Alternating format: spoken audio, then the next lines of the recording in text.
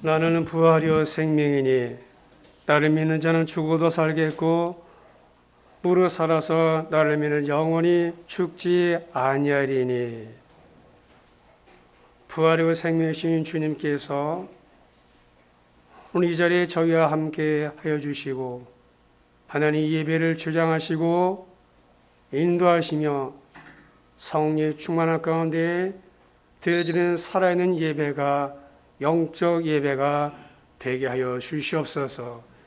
예수님의 이름으로 기도드립니다. 아멘. 나는 전능하신 아버지 하나님 전제 창조주를 믿습니다. 나는 그의 유일신 아들 우리 주 예수 그리스도 믿습니다. 그는 성령에 대되어 동정녀 마리아에서 나시고 본디오 빌라도에게 고난을 받아 십자가에 못 박혀 죽으시고 장사된 지 사흘 만에 죽은 자 가운데서 다시 살아나셨으며 하늘에 오르시어 전능하신 아버지 하나님 우편에 앉아 계시다가 거기로부터 살아있는 자와 죽은 자를 심판하러 오십니다. 나는 성령 믿으며 거룩한 공개와 성죄의 규제와 죄를 용서받는 것과 몸의 부활과 영생을 믿습니다. 아멘. 우리 고린도 전서 15장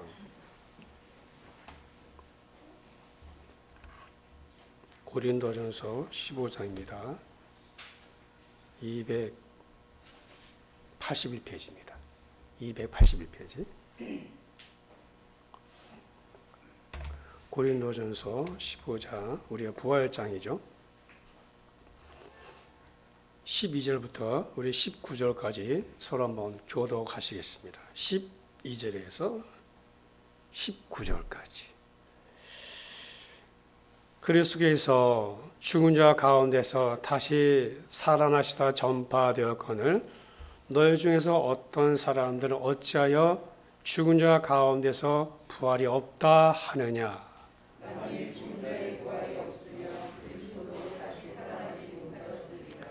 그리스도께서 만일 다시 살아나지 못하셨으면 우리가 전파하는 것도 헛것이요 또 너희 믿음도 헛것이며 우리가 하나님의 거짓 증언으로 발견되리니 우리가 하나님의 그리스도를 다시 살리셨다고 증언하였습니다. 만일 죽은 자가 다시 살아나지 없으면 하나님이 그리스도를 다시 살리지 아니하였으리라. 만일 죽은 자가 다시 살아나는 일이 없으면 그리스도 다시 살아나신 일이 없었을 터이요. 다시 살아나신 일이 없으면 너희 믿음도 헛되고 여전히 죄 가운데 있을 것이다. 또한 그리스도 안에서 잠자는 자도 망하였으리니 그리스도 안에서 우리가 바라는 것이 다만 이 세상의 삶뿐이며 모든 사람 가운데 우리가 더 불쌍한 자이리라. 아멘.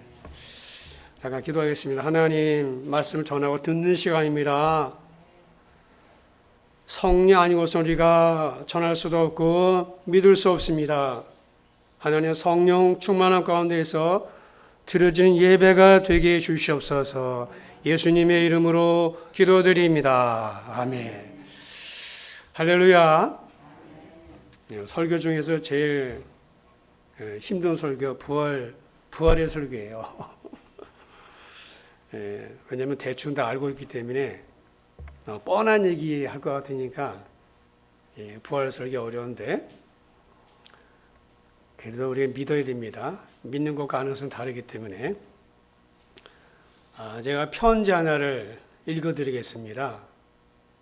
다음의 편지는 어느 성도 목사님에게 자신의 신앙의 고민에 대해서 쓴 편지 내용이에요. 자, 내용이 이렇습니다.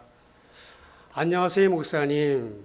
저는 교회를 다닌 지 꽤 오래되었는데 믿음은 그렇게 깊지 않아서 중간에 교회를 다니지 않던 시간도 꽤 길었고 하나님에 대한 믿음도 그렇게 좋은 편은 아닙니다. 하나님을 붙잡고 있기는 한 것 같은데 믿음의 뿌리가 약하다고나 할까요? 솔직히 교회에서 듣는 얘기들은 뜬구름 잡는 이야기 같아서 크게 와닿지도 않고 또 아는 만큼 믿음이 아는 만큼 보이는 게 아닌가 싶어서 작년부터는 매일 조금씩 성경 통독하고 있는데 읽으면서도 무슨 내용인지 모를 때가 많습니다. 그러다 보니 진짜 하나님이 계시는 걸까? 죽으면 그냥 끝나는 게 아닐까? 하는 마음이 불쑥불쑥 듭니다. 목사님, 하나님에 대한 믿음이 흔들리다 보니 천국에 대한 소망도 흔들리고 그럴 때마다 죽으면 끝이라는 생각에 인생이 참 허무하게 느껴집니다. 어떻게 하면 흔들림 없는 믿음을 가질 수 있을까요? 그리고 흔들리지 않는 천국의 소망을 가지려면 어떻게 훈련해야 될까요? 요즘 교회와 목사님들을 보면은 정말 저 사람이 하나님 믿는 게 맞나 싶기도 하고 그건 둘째치고라도 하나님이 계시다고 생각하기는 하는 건가 싶을 때가 많은데 하나님께 자신의 삶을 헌신한다고 하는 목회자도 저러니 하나님이 안 계실 수도 있겠다 하는 생각이 맞는 것 같아서 많이 불안하고 심란합니다. 하지만 그럼에도 불구하고 하나님에 대한 확신과 그 사랑에 대한 믿음을 갖고 싶은데 어떻게 해야 할지 모르겠습니다. 목사님 도와주세요. 그리고 이건 늘 가지고 있던 이런 질문인데요. 하나님께서는 무엇 때문에 우리 태어나면서부터 각자 죽음을 향한 긴 여정을 하게 하셨을까요? 한 성도의 신앙에 고민하는 편지입니다. 크게 두 가지라고 할 수 있습니다. 죽음은 끝인가? 그리고 하나님께서는 왜 인간에게 죽음을 주셨나? 그 두 가지입니다. 아마 이 질문은 교회를 다니는 분들이라면 다 궁금해할 거예요. 대놓고 말은 안 하지만은 다 궁금하죠. 이 성도의 고민이 바로 우리들의 고민 아니겠어요, 그죠? 이분만의 고민이 아니라고 생각합니다. 자, 먼저 죽음은 어디서 왔을까요? 죽음은 어디서 왔을까요? 하나님 인간에게 죽음을 줬을까요? 결론적으로 말하면 아니다입니다. 자, 이분이 하나님이 죽음을 왜 주셨나 하는 질문하셨는데 죽음은 하나님이 주신 게 아닙니다. 하나님이 에덴 동산을 만드시고 아담과 하와를 창조하셨을 때 그들은 죽음이 없었어요. 여러분, 아담과 하와가 처음에 태어났을 때 어린아이가 아니었죠. 성인이었어요. 부모가 없는 거예요. 하나님이 부모예요. 그러니까 죄인의 피를 안 갖고 태어난 거죠. 그죠? 그렇지 않아요? 죄인의 피를 갖고 태어나지 않았잖아요. 아담과 하와는 그 피를 갖고 태어나지 않았으니까는 죄인이 아닌 거예요. 근데 그 다음부터 아담이 죄를 지어서 죄가 이제 계속 유전된 거죠. 자, 죽음은 우리가 성경에서 배운 것처럼 선악과를 따먹고 범죄하면서 들어온 겁니다. 하나님은 우리에게 자유의지를 주셨어요. 선악을 선택할 수 있는 자유. 죄를 지을 수도 있고 죄를 짓지 않을 수도 있는 그런 결단과 선택을 할 수 있는 자유를 주셨어요. 여러분, 인간은 동물과 다르게 자율적인 존재로 만드셨죠. 왜요? 하나님 닮은 존재로 만드셨으니까. 하나님 우리를 기계나 동물처럼 만들지 아니하시고 당신의 자녀로 만드셨기 때문에 우리가 소중한 인격을 주셨는데 그 인격이 그게 자유를 통해서 오게 됐어요. 선택할 수 있는 자율적 존재로 만드신 거예요. 하나님 아담이 말씀하셨죠. 선악과 따먹지 말아라. 따먹는 날은 반드시 죽을 것이다. 근데 어떻게 되었습니까? 아담이 불순종했죠. 불순종은 죄죠. 죄를 지은 겁니다. 이런 자유에는 책임이 있다는 거죠. 자, 이제 아담은 죄에 대한 대가를 치러야 되는 거예요. 그 대가가 무엇입니까? 사망, 죽음이죠. 그래서 그 죄 때문에 아담의 후손인 모든 인간은 죽을 수밖에 없는 존재로 태어나는 거예요. 오늘도 우리가 죽어가고 있죠. 우리 오늘도 죽어가고 있잖아요. 그러니까 이 죽음은 우리가 선택한 것이지 하나님이 주신 게 아니에요. 그래서 하나님은 죽음을 주셨다. 그러나 하나님이 굉장히 억울해 하십니다. 나는 너에게 죽음을 안 줬다. 내가 너한테 생명을 줬는데 내가 왜 나한테 죽음을 주겠냐. 죽음은 우리가 자유의지를 잘못 사용해서 얻어진 결과입니다. 그러므로 책임이 하나님에게 있는 게 아니죠. 우리에게 있는 거예요. 근데 중요한 게 있습니다. 우리가 죄 때문에 죽게 되었는데 야, 네가 잘못해 그랬으니까 야, 네가 결정해 그랬으니까 네 죽음 나에게 책임이 없다. 나 모른다. 그러지 않으셨다는 거예요. 여러분 부모가 그렇잖아요. 자식이 잘못했으면 매는 들죠. 그렇지만 그 책임은 아이에게 전가하지 않아요. 아이의 죄값을 치러야 된다면요, 부모가 대신 치르려고 하잖아요. 그렇잖아요, 그죠?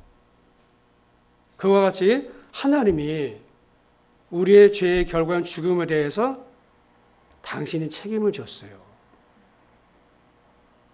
그래서 그 죄의 대가인 죽음을 예수님이 십자가에서 달려 당신의 죽음으로 갚아주신 거예요. 그래서 우리에게 생명을 주신 거예요. 그래서 예수님이 십자가에 달려 돌아가심으로 사망의 원인인 죄, 그 죄의 값을 대신 치러주시고 우리에게 생명 주신 거예요.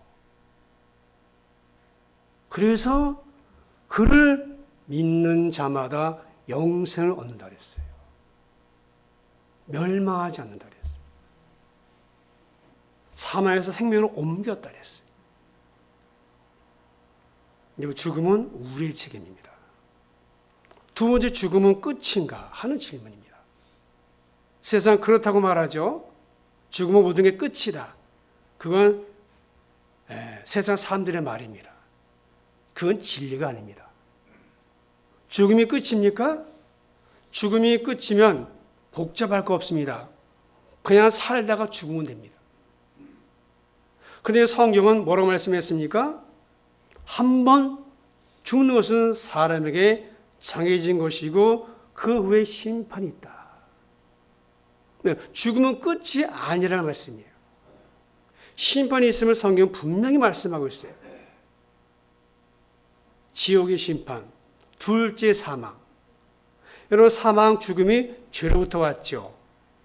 그렇다면 사망, 죽음을 이기는 게 뭘까요? 그것은 부활이죠. 다시 사는 것. 죽음에서 다시 사는 거 부활이잖아요. 그 부활이 죽음을 이기잖아요. 사망 이기는 게 부활이잖아요. 아마 세상에서 가장 믿기 어려운 게 뭡니까? 죽은 사람이 살아났다는 이야기 아니에요. 참 믿기 어려운 이야기죠. 믿기 힘든 말이에요. 하지만 하나님이신 예수님은 죽음, 사망을 이기시고 부활했어요. 성경은 예수님의 부활을 구체적으로 증거합니다. 직접 목격한 사람도 많아요. 베드로가 직접 목격했죠. 그 후에 12 제자가 목격했고, 예수님의 동생 야고보가 목격했고, 그 후에 500명의 사람들이 동시에 봤어요. 사도 바울도 부활의 주님 만났죠. 여러분, 부활주일 아침에 여인들이 무덤으로 향품을 가지고 가다가 예수님 만났죠. 이렇게 증인이 많아요. 아니, 한두 명이라면은 우리가 의심하겠지만은 이렇게 많은 사람이 부활의 증인이 있는데 직접 봤다고 하는데, 하지만 이렇게 부활의 증거와 증인이 있음에도 불구하고 부활을 믿지 못하는 사람들이 있었습니다. 여러분, 세상 사람들이 당연한 거겠지만은 그런 교회를 다니다고 하는 사람들 중에서도 부활을 믿지 못하는 사람이 있었어요? 오늘 12절의 말씀입니다. 그리스도께서 죽은 자 가운데서 다시 살아나셨다 전파되었거늘 너희 중에서 어떤 사람들은 어째서 죽은 자 가운데서 부활이 없다 하느냐? 왜 못 믿느냐 이거예요. 왜 부활이 없다 하느냐? 여기 고린도 교회 가운데서 그 교인들 가운데서 이 부활을 믿지 못하는 성도들이 있었습니다. 그래서 바울은 그들에게 부활을 다시 설명하고자 했어요.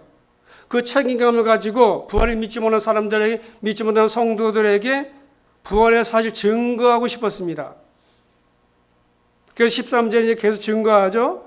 13절, 14절 말씀에 만약에 부활이 없다면은 그리스도도 다시 살아나지 못하셨으리라. 14절에 그리스도께서 만일 다시 살아나지 못하셨으면 우리가 전파, 선교 하는 것도 헛것이고 우리의 믿음도 헛것이다. 바울은 만약, if, 만약이라는 가정법을 5번이나 썼어요. 오늘 본문에. 5번이나 반복하면서 예수의 부활이 없었다면은 일어날 수 있는 가능성을 이야기하는데 그런 가정은 상상할 수 없음을 강조하고 있는 거예요. 여러분, 부활이 없다면은 이게 간단한 문제가 아니라 복음을 부정하는 거예요. 중차대한 문제인 거예요. 복음을 전부 거절하는 겁니다. 부인하는 겁니다. 또 우리가 전도하는 것도 헛되는 것이고 우리 믿음도 헛된 거예요. 한마디로 예수 믿는 사람들은 다 망한 사람들이라는 거예요. 여러분들 바울 시대에는 예수 믿는다고 많이 핍박받았죠. 가족에서, 가정 공동체에서 따돌림 받았어요. 직장에서도 부당한 대우를 받았어요. 한편 예수를 믿고 따랐어요. 핍박을 받고 견뎠어요. 힘들게 살았는데 그 부활이 없다고 얼마나 기가 막힌 거예요, 이게.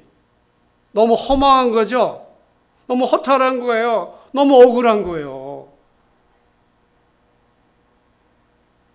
만약에 부활이 없다면 예수님의 부활 사건은 인류 최대의 사극이에요.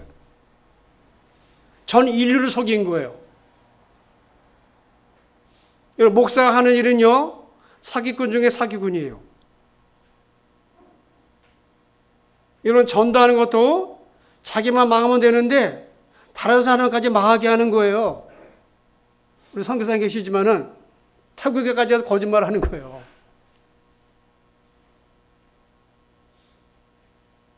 하나님 나 망하면 다른 사람도 망하게 하는 겁니다. 부활이 없다면은. 그러니까 바울이 얘기는 만약에 부활이 없다면은요, 우리는 한심한 사람이라는 거예요. 이런 신앙생활이 참 이게 만만치가 않죠, 그죠? 이런 대충 믿음 모르지만은요, 제대로 믿음 생활을 하면은요, 상당한 대가를 지불해야 돼요. 바울 당시만 해도요, 생명의 대가를 치를 정도로 그렇게 많은 고난을 당했어요.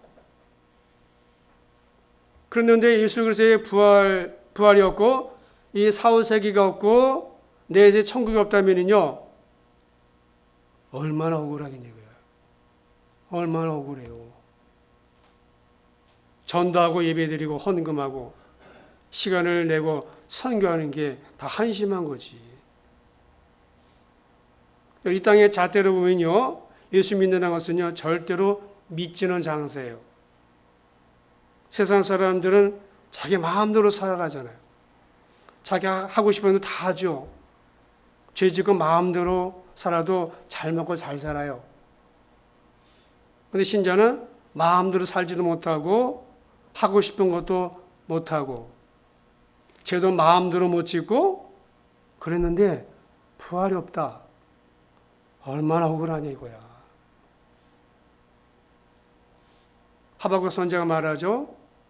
하나님 왜 악인을 심판하지 않습니까? 의문을 가졌잖아요. 우리가 세상 살아가면서 그런 의문을 가질 때가 많죠. 왜 악인은 저렇게 형통하고 잘 되는가? 여러분, 선지자만의 고민이 아니에요. 우리의 고민이기도 하죠. 여러분은 주일은 우리 주님의 날이라고 우리 믿잖아요. 예배드린 날이죠, 주일이. 그래서 장사는 주일에도 손에 감사하면서 문 닫고 주일을 지켜요. 11조도 꼬박꼬박 드려요. 봉사 열심히 해요. 정말 주를 위해서 사는데 풀리지 않을 때가 있어요. 이해가 안 되는 일이 있어요. 그죠? 해석이 안 되는 일이 많아요. 불공평한 것 같아요. 자, 이 모든 문제를 푸는 키가 있어요. 그게 부활이에요. 그게 부활이란 말이에요. 부활이란 말은 이 세상의 끝이 아니라는 거예요. 우리 눈에 보이는 이 세상이 전부가 아니라는 거예요. 부활이 있다는 거예요. 우리가 죽으면 그만이지, 죽으면 끝이 그게 아니라는 거예요. 죽음으로 끝나버린다면, 부활이 없다면 우리는 믿음을 가질 이유가 없어요. 이렇게 주일에 예배드릴 이유도 없고요. 주님에게 시간 물질을 드릴 이유도 없습니다. 그냥 막 살면 되는 거예요. 마음대로 살면 되는 거예요. 여러분, 예수님이 십자가 죽음으로 제자들이 무력감에 빠졌죠. 예수님 함께 계실 때 부활을 몇 번 말씀했지만은요, 도저히 믿지 못했어요. 어떻게 죽은 자 살아납니까? 그 예수님이 십자가에 죽고 말자 그들은 황망했어요. 충격이었어요. 얼마나 허탈했겠어요. 얼마나 험하겠어요. 3년이나 믿고 따랐는데 오직 주님 하나 바라보고 따라온 거 아니에요. 그런데 아무런 힘도 없이 십자가에서 무력하게 죽으니까는요, 예수님에 대한 기대와 소망이 다 무너졌어요. 그래서 제자들은 옛날 삶으로 돌아갔죠. 복음서를 보시면 제자들은 예수를 버렸어요. 뿔뿔이 흩어졌어요. 십자가 사건을 통해서 상황 끝, 상황 종료. 다 끝났다. 집으로 가자. 고기 잡으러 가자. 그런 결론이 나니까는 그동안 자신들이 무언가에 홀린 것 같은 거야. 미친 짓이었구나, 우리가. 우리 미쳤구나. 얼마나 험했겠습니까? 여러분, 재산 다 정리했죠. 베드로와 야고보와 요한 어부들 보세요. 그물과 아버지를 버렸다 그랬어요. 그죠? 이거는 세리마트는요, 직업도 괜찮았어요. 마태 세리장이잖아요. 직업도 괜찮았어요. 그거 다 버리고 쫓은 거예요, 주님 위해서. 근데 못 박혀 돌아가니까 상황 끝, 집단 패닉인 거예요. 12명이. 멍하니 하늘만 바라본 거예요. 얘는 부활이 없다면 그럴 수밖에 없는 거예요. 실패도 그런 실패가 없어요. 바울은 지금 그 이야기를 하고 있는 거예요. 만약에 부활이 없다면 기독교의 근거 자체가 흔들리는 거예요. 예수가 죽고 끝나버리면요, 인생 전체가 공중분해 되는 거예요. 그런데 바울은 뭐라고 말씀합니까? 부활이 없다면 가정법을 계속 쓰다가 그럴 수 없다고 말해요. 20절에서 반전이죠. 그러나 이제 만일 5번 쓰다가 20절에서 그러나 이제 그리스도께서 죽은 자 가운데서 다시 살아나사 잠자는 자들의 첫 열매가 되셨다. 그러나 이제를 쓰면서 완전한 반전을 말하는 거예요. 그러면서 예수님이 죽은 자 가운데서 다시 살아나셔서 잠자는 자들의 첫 열매가 되었다. 여러분, 잠자는 자가 누굽니까? 예수 믿고 이미 죽은 자들. 그들을 다시 일으키겠다는 거예요. 그들 다시 살리겠다는 거예요. 여러분, 예수님이 부활의 첫 열매가 되셨어요. 여러분, 첫 열매라는 건 무엇입니까? 두 번째, 세 번째 열매가 있다는 거잖아요. 첫 열매란 말은 무슨 말입니까? 두 번째, 세 번째 부활의 사건이 끊임없이 일어날 것이라는 의미인 거예요. 그러니까 부활의 사건이 예수로부터 시작된 거죠. 아까 주일학교 잘 설명했는데 사과나무 예를 들면서 잘 들어보세요. 기억나는데, 자, 나무가 있을 때는요, 그냥 나무일 때, 열매가 없을 때 나무일 때는요 다 똑같아요. 사과나무, 뭐 살구나무, 뭐 배나무 다 비슷비슷하죠, 그죠? 나무만 있을 때는 그 나무가 그 나무 같아요. 근데 그 나무가 어떤 나무인지는 무엇으로 알아요? 열매로 알잖아요. 예를 들어 사과나무라 하다. 사과나무를 예를 들 때, 사과나무가 사과나무일 때는 열매가 몇 개만으로 충분해요? 하나만으로 충분하잖아. 열매 많이 열릴 필요 없어. 하나만으로 충분하죠. 하나만으로 이거 사과나무다 그러잖아요. 열매가 있으니까. 그러니까 예수님께서 첫 열매가 됐다는 말은 무슨 말이에요? 예수 안에 있는 자들은 다 똑같이 예수님처럼 부활한다는 거예요. 그러니까 그분이 첫 열매가 됐다는 말은 두 번째, 세 번째 계속해서 끊임없이 부활의 사건이 일어날 것이라는 말이에요. 그러니까 예수님의 부활 사건이 예수로 끝나지 않고 예수님 믿고 따르는 모든 자들에게 부활의 사건이 계속 일어날 것이라, 그게 첫 열매가 됐다는 말이에요. 그 부활은 바울이 김하게 설명한 거예요. 여러분, 부활은 새로운 창조 사건이죠. 새로운 창조 사건이요. 죽었으니까. 여러분, 하나님은 어떤 분이에요? 무에서 유. 무에서 유를 만드신 분이에요. 없는 것에서 있는 것을 만드는 분이, 그죠? 하나님 하실 수 있어요, 그죠? 그분이 못할 게 뭐 있습니까? 우리가 이미 죽었어요, 그죠? 그러나 주님은 하나님이시고 무에서 유를 만드시니까 우리를 살릴 수 있잖아요. 그래서 새로운 창조 사건이에요. 그러니까 부활의 사건은 죽음의 권세 아래에 있는 우리에게 새로운 생명, 영원한 생명, 그것이 우리에게 주어진 사건이에요.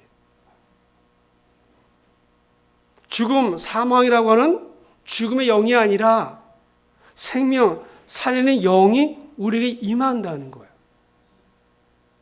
그래서 로마서 8장 11절의 말씀에 8장 11절 말씀에 예수를 죽은 자 가운데서 살리신 이의 영이, 잘 보세요.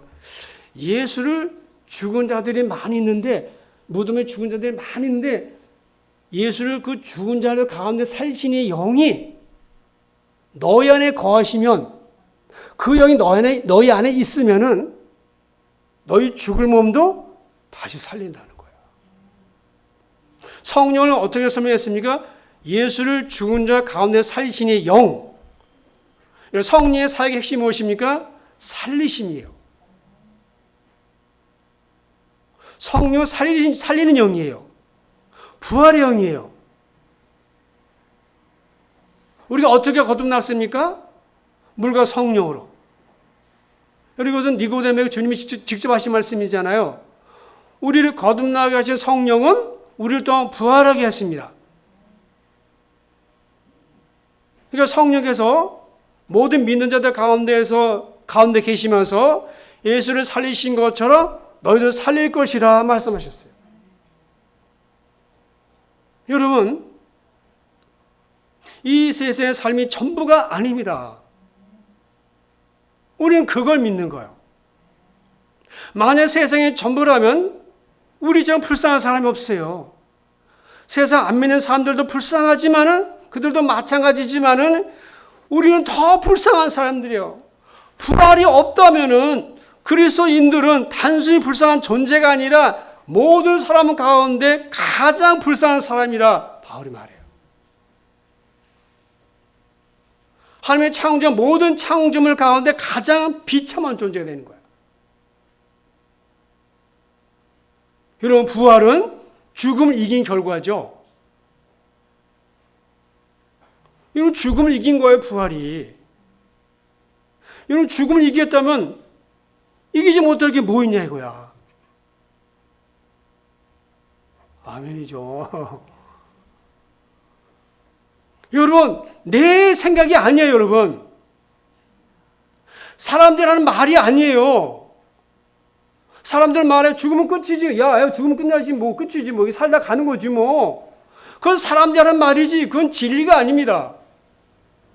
진리는 무엇입니까? 말씀이에요. 우리는 뭘 믿어요? 그들의 말을 믿는 거 아니에요. 우리가 살아오면서 지금까지 저도 한 60년 살았지만은 학교에서 배운 게 있어요. 진화론. 무기물에서 유기물로 되고, 그 세포가 되고, 무기물에서 유기물 되는 거, 우연이 됐다. 우연이라고요. 어떻게 우연입니까? 믿는 게 낫지.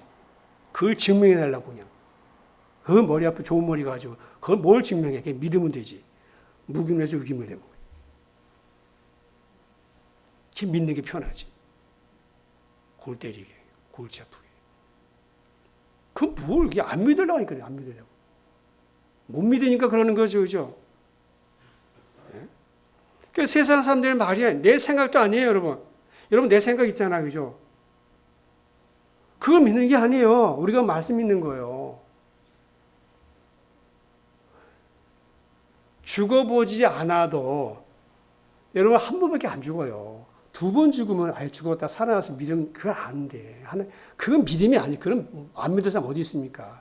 내 성경 보면, 한 번 죽는다 그랬어요. 그러니까 살아있을 때 믿는 거예요. 여러분, 죽음을 이기는 것이 부활이에요. 죽음을 이겼다면 이기지 못할 게 뭐가 있냐 이거야. 근데 우리의 모습은 어떤가?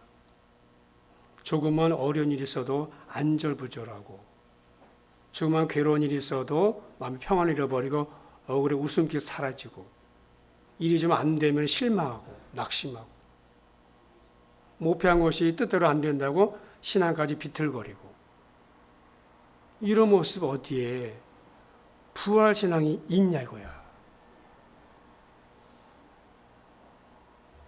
네, 크리소스톰이라는 사람이 있어요. 크리소스톰이라는 사람이 있는데, 이 사람은 4세기 중엽에 안동에서 태어나 당시의 로마의 수도인 콘스탄티노플에 주교를 했던 사람, 주교. 자, 그의 이름이 크리소스톰인데, 이름이 황금의 입이라는 뜻이에요. 황금의 입. 그 왜 그랬냐면은, 그 당시에 누구보다도 설교를 너무나 잘했대요. 그래서 붙여진 별명이 황금의 입이라는 크리소스톰이에요. 원래 이름은 요한이에요.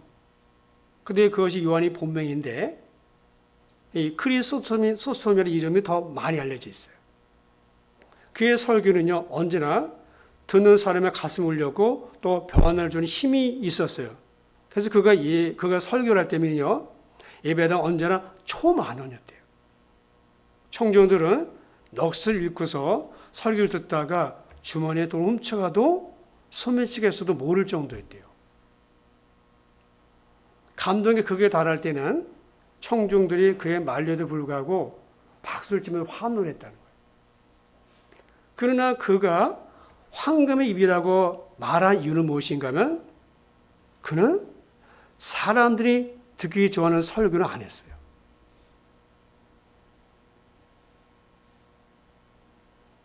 그러니까 사람들이 듣기 좋아하는 말은 안 했다는 거예요. 할 말을 거침없이 했대요. 일반 대중들의 존경이 높아감에 따라서 많은 사람들의 미움도 함께 받았어요. 그에 대한 존경이 어느 정도였냐면은 황제에 대한 존경과 맞먹을 정도였대요. 근데 어느 날 황후가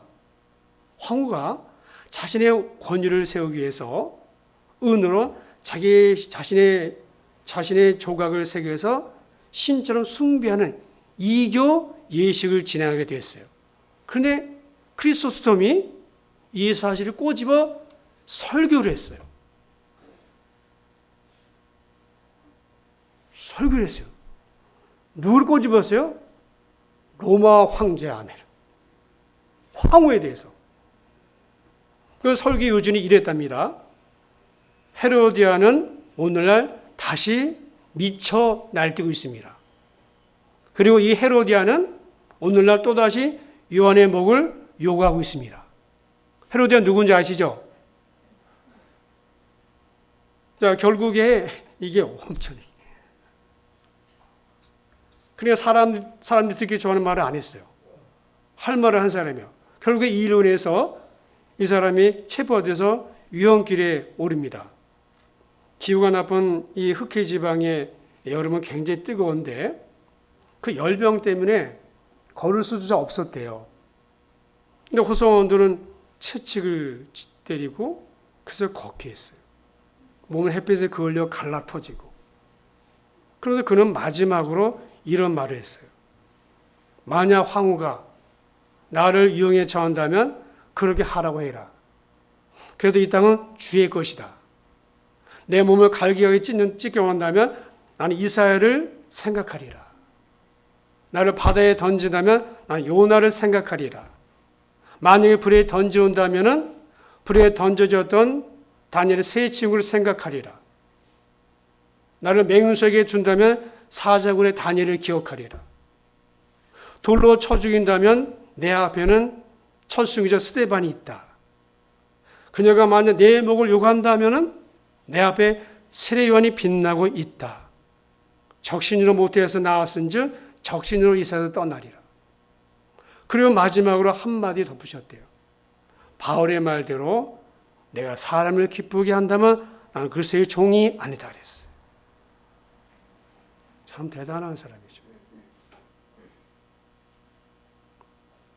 여러분, 무엇이 이 사람을 이렇게 해서 목숨은 다 하나인데 목숨은 귀하지 않은 상황이 있습니까? 그렇게 말 안 해도 사는데 왜 그랬을까요? 부활신앙이죠. 죽어도 사는 부활신앙이에요. 하나님 말씀 앞에 정직한 거죠. 말씀 그대로 전하는 거예요. 여러분, 죽음을 이긴 신앙은 모든 것을 이기는 신앙입니다. 여러분, 죽음의 위력이 얼마나 대단합니까? 여러분, 죽음이 위력이 얼마나 대단해요? 암에 걸려보세요. 당장 죽는다고 두려워요. 어차피 죽을 건데, 그죠? 두렵잖아요, 그죠? 암에 걸리면 3개월 삽니다. 오, 두려워. 두려워. 왜 두려워요? 죽을까봐. 근데 죽음이 이기는 게 뭐라고요? 부활. 아, 죽어도 산다며.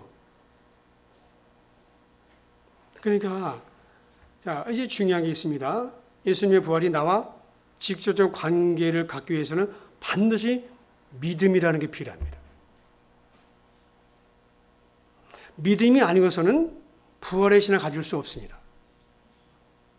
믿음을 가지지 않는다면, 또 믿지 못한다면 예수의 부활은 나와 관계가 없어요. 예수님이 그 오라버니 나사로가 죽었을 때 울고 있는 마르다에게 말하죠.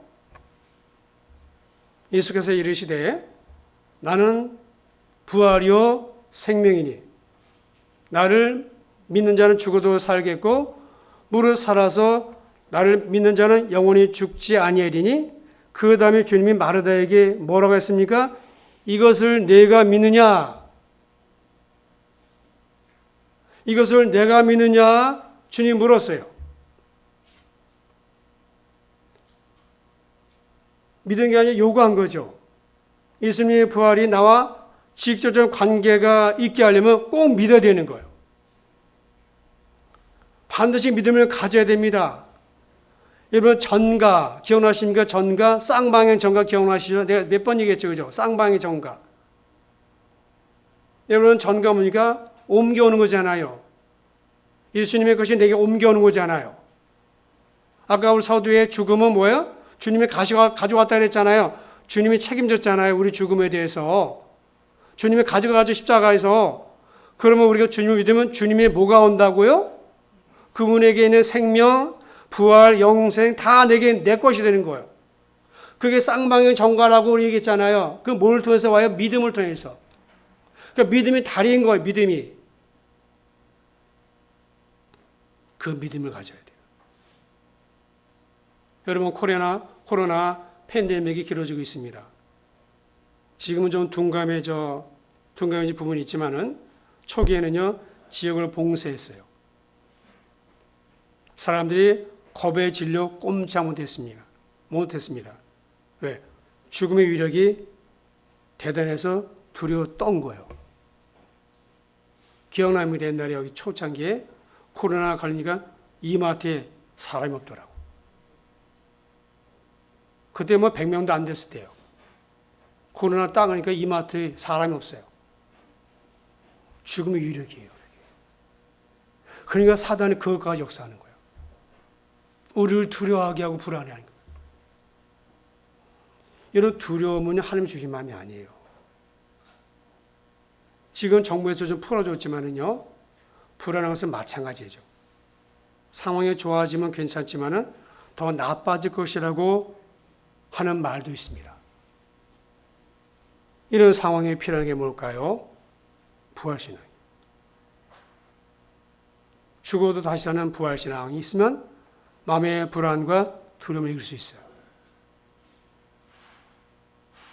죽어도 사니까. 아멘이에요. 아멘. 여러분 부활의 신앙으로 날마다 승리하세요. 주님이 부활하신 거 그분이 첫 열매가 됐으니까 그 뒤를 따라서 둘째, 셋째, 넷째 열매들.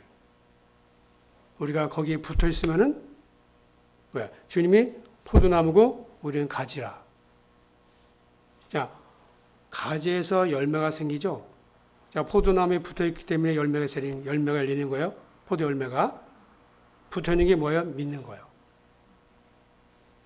믿음으로 붙어 있는 거예요. 그러면 당연히 우리에게도 부활의 열매가 생길 거예요. 죽어도 사는 거예요. 아직 우리가 안 죽었지만은 그러나 믿음으로 우리가 믿는 겁니다. 그래서 믿음으로 믿음이 이르는 거예요. 이런 부활주일에 죽어도 사는 그런 부활신앙 가지고 주님을 승리하기 바랍니다. 기도하겠습니다. 나는 부활이요 생명이니 나를 믿는 자는 죽어도 살겠고 무릇 살아서 나를 믿는 자 영원히 죽지 아니하리니 이것을 내가 믿느냐? 그러하여다 내가 주를 믿나이다. 하나님 아버지, 그 부활이 내 믿음, 내 부활되기 위해서는 믿음이 반드시 필요합니다. 아버지 하나님 우리에게 이 부활에 대한 믿음을 갖도록 은혜와 능력을 더해 주시옵소서. 하나님 다 죽습니다. 영혼들도 절세가인도 다 죽습니다. 죽음으로 끝나는 게 아닙니다. 그래서 세상 사람들의 말입니다. 믿지 않는 저들의 말입니다. 성경은 분명히 말씀하기를 죽은 다음에 심판이 있다. 둘째 사망, 지옥의 심판이 있다 했습니다. 하나님 우리가 둘째 사망 해를 만하고 우리가 지옥에 가기를 원하지 아니하셔서 내 죄의 외 십자가에 죽으시고 이제 그를 믿는 자마다 영생을 얻으리라고 했습니다.